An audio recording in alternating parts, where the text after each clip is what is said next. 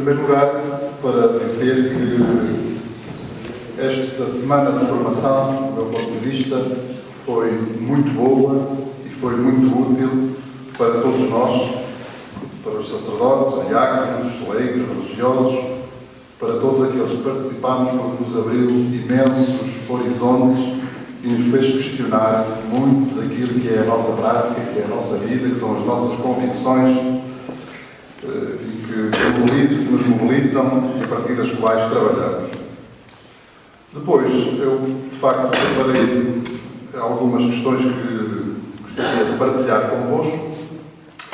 Não são propriamente tanto reflexões de caráter teológico, nem espiritual, na linha daquelas que foram feitas aqui, mas são mais algumas partilhas sobre algumas questões que são importantes do meu ponto de vista, que me preocupam, que nos preocupam e que devem merecer, do meu ponto de vista, a nossa atenção e a nossa reflexão, de modo que entendam como uma partilha de um conjunto de aspectos.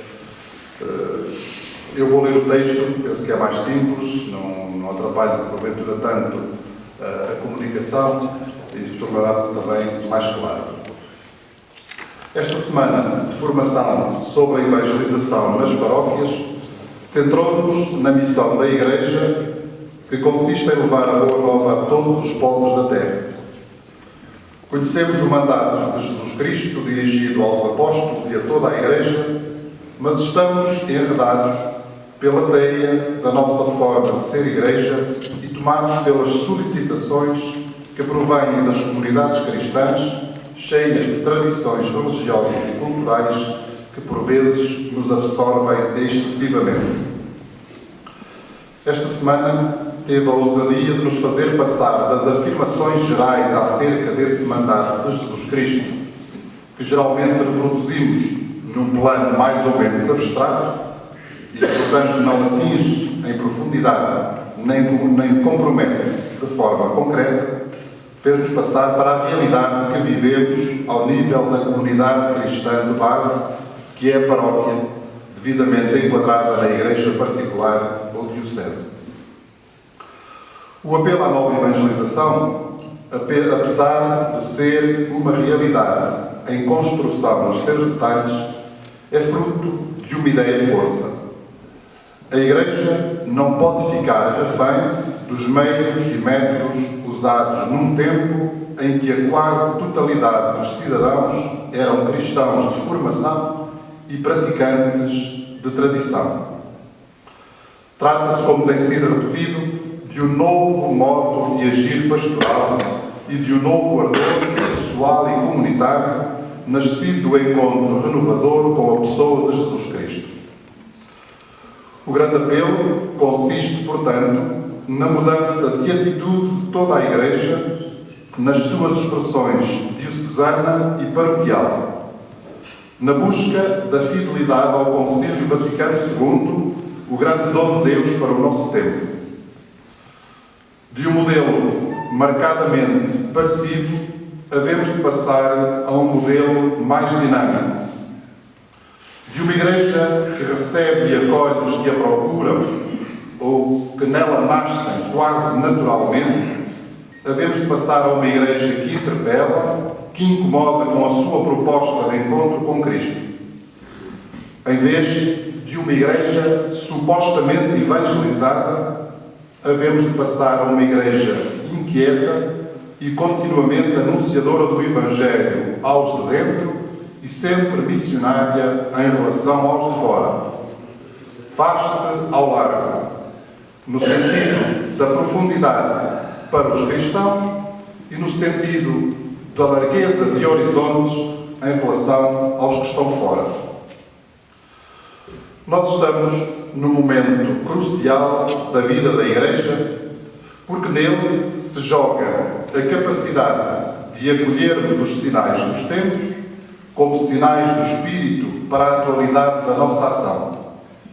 É neste tempo que nós vivemos e é nele que somos chamados a realizar a missão dada pelo Senhor à sua Igreja.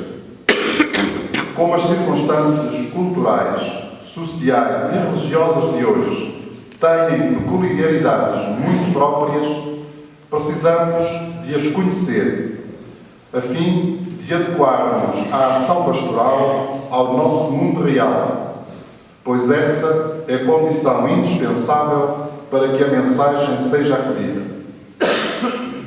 Talvez que frequentemente a nossa ação e as nossas propostas se enquadrem no mundo virtual, o mundo que construímos dentro de nós ou que nos é fornecido a partir de fora, como se fosse a realidade.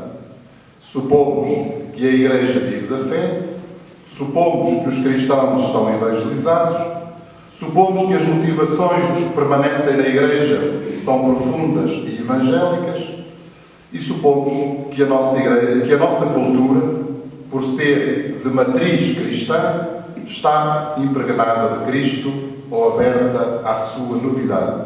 Em parte, é o mundo virtual em que nos movemos. Duas tentações são frequentes entre nós quando se fala da ação pastoral da Igreja nas suas comunidades.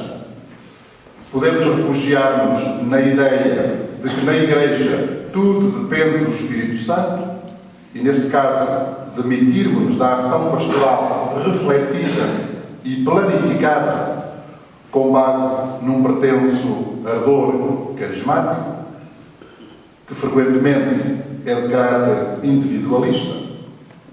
Ou podemos também esquecer que é o Espírito Santo quem anima a Igreja e quem converte os corações para nos fixarmos quase exclusivamente, então, nas nossas estruturas humanas e na nossa capacidade de organização, como se tudo dependesse de nós. De facto, o Senhor sobrou sobre os apóstolos e enviou-os a ensinar e batizar em nome do Pai, do Filho e do Espírito Santo e prometeu estar com eles até ao fim dos tempos.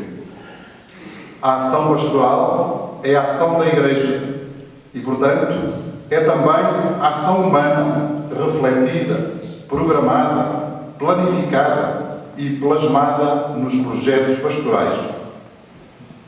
Esse é o modo que temos, enquanto continuadores da missão dos apóstolos, de dar o nosso contributo e de cumprir o mandato do Senhor como servos que sabem que não depende de si o germinar dos frutos. A ação da Igreja é a ação do Espírito que age em nós e que, apesar da nossa pobreza, age também por nosso intermédio.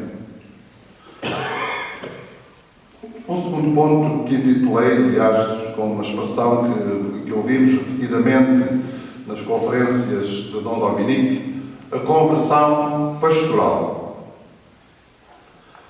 Enquanto sacerdotes e membros do presbitério diocesano, ou enquanto diáconos e, portanto, sinais visíveis da diaconia da Igreja, nós precisamos todos de nos abrir àquilo que podíamos chamar essa conversão pastoral.